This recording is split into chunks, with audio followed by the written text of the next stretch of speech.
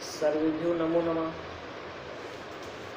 वृक्षाणाम चेतनत्व नामक द्वितीय पाठ का हम लोग अध्ययन कर रहे हैं और पूर्व के श्लोकों में हमने देखा कि वृक्षों में आकाश तत्व, स्पर्शेंद्रिय, श्रोतेंद्रिय,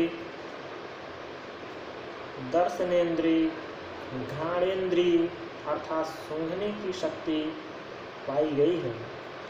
अब 13वें श्लोक में हम देख रहे हैं, 13वें श्लोक में रसनेंद्रिय का वर्णन किया गया है। पादैः सलिलपानाच्च व्याधीनां चापि दर्शनात् व्याधि प्रतिक्रियत्वात् विद्यते रसनं द्रुमे। पादैः सलिलपानाच्च, पादैः यानी कि वृक्ष अपनी जड़ों के द्वारा जल को ग्रहण करते हैं। वृक्ष अपनी जड़ों के द्वारा, पैरों के द्वारा जल को ग्रहण करते हैं, जल पीते हैं। व्याधि नाम चापि दर्शनात्, और रोगों को रोग दिखाई पड़ने के कारण अर्थात वृक्षों में भी रोग इत्यादि दिखाई देते हैं। व्याधि प्रतिक्रियत्वात्, रोग निवारण भी उनमें दिखाई देता है। यदि कोई रोग है तो उसकी उपचार भी उनमें दिखाई देता है। रसनम द्रुमे, ऐसा सिर्फ रसनेंद्रिय के द्वारा ही संभव है, क्योंकि हम लोग देखते हैं कि यदि किसी फसल में कोई रोग लग गया है तो उसमें हम दवा इत्यादि का छिड़काव करते हैं और कुछ ही दिन बाद हम देखते हैं कि वह फसल जो है अच्छी दिखने लगती है।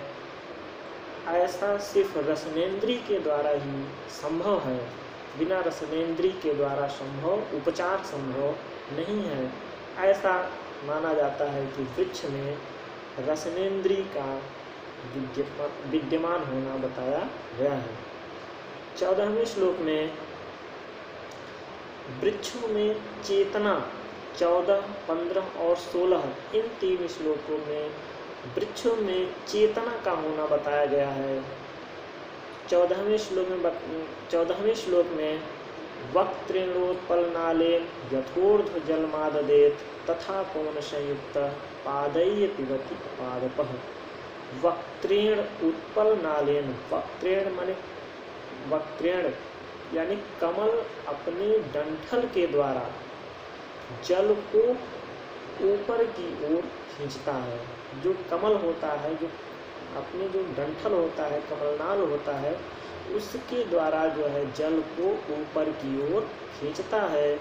तथा पवन संयुक्त पादैः पिबति पादपः, और उसी प्रकार से पवन संयुक्त, पवन के संयोग से वृक्ष भी जड़ों के द्वारा जल को ऊपर की ओर खींचते हैं।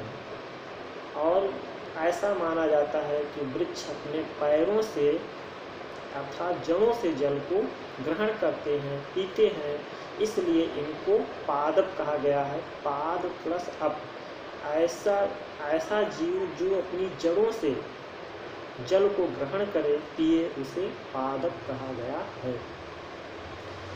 15वें में सुख दुःखयोश्च ग्रहणाच्छिन्नस्य च विरोहणात् जीवं पश्यामि वृक्षाणाम चैतन्यम न विद्यते।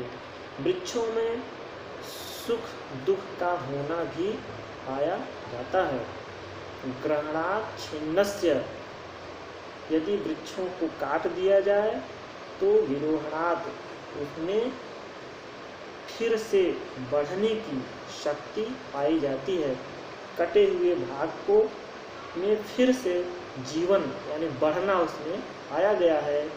जीवम पश्यामि वृक्षाणाम चैतन्यम, इसलिए वृक्षों में मैं जीवन को देखता हूँ, अर्थात वृक्षों में जीवन विद्यमान है। न विद्यते, यानी कि उसमें चेतना वृक्षों में विद्यमान है, माना गया है। 16वां तेन जलम आदत्तम जरयत्यग्निमारुतौ आहार परिणामाच स्नेहो वृद्धि चाहते।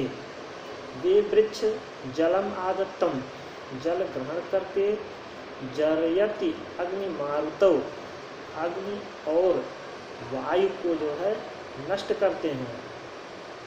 आहार परिणामाच और उसमें जो है स्नेह आहार भोजन बनाने की सामर्थ्य होती है। भोजन बनाने के बाद उसमें स्नेह और वृद्धि अर्थात वे वृक्ष पुष्टि को प्राप्त होते हैं, मोटे होते हैं। वृद्धिष्ट चाहते ऐसा वृक्षों में चेतना पाया जाता है, क्योंकि जीवित व्यक्ति में ही ऐसा संभव है कि कोई खाना खावे और उसमें जो है वृद्धि हो, मोटापन हो।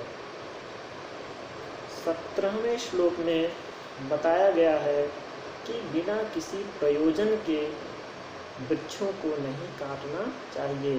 एतेषां सर्ववृक्षाणां छेदनं नैव कार्य, इसलिए इन सभी वृक्षों को काटना नहीं चाहिए। चातुर्मासी विशेषण, और 4 महीने में तो विशेष रूप से नहीं काटना चाहिए। वर्षा ऋतु में बिना यज्ञ आदि कारणम, यदि कहीं जरूरत भी पड़े तो यज्ञ आदि के अवसर पर जरूरत पड़े तो थोड़ा बहुत वृक्ष को काट लेना चाहिए, लेकिन बिना जरूरत के वृक्ष को नहीं काटना चाहिए। और वर्षा ऋतु में तो विशेष रूप से वृक्ष को नहीं काटना चाहिए। 18वें श्लोक में बताया गया है, वृक्ष की महत्ता को बताया गया है।